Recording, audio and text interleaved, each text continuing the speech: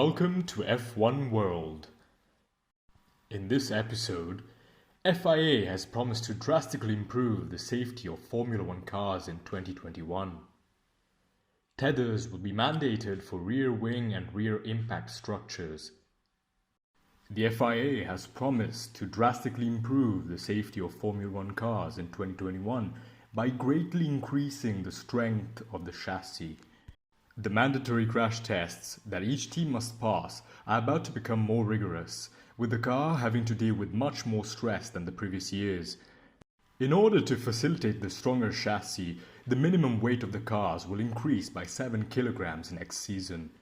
The regulation changes follow the tragic death of the Formula 2 driver Anthoine Hubert at last year's Belgian Grand Prix, an incident which also left Juan Manuel Correa with serious leg injuries.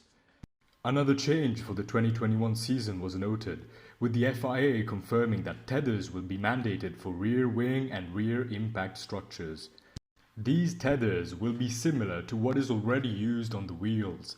The tethers currently in use prevent the wheels from coming loose and bouncing around the circuit during a crash. The FIA also noted that improvements will be made to the electrical safety of the car, with a promise that they could considerably improve electrical high-voltage safety on the cars. Alexander Albon suffered from a problem with the electrical side of his car back when he was racing for Toro Rosso at the British Grand Prix. Toro Rosso was forced to leave him out on a one-stop strategy as they had an issue where touching the car would have been too dangerous for the pit crew. Do you think that the new regulations will benefit F1?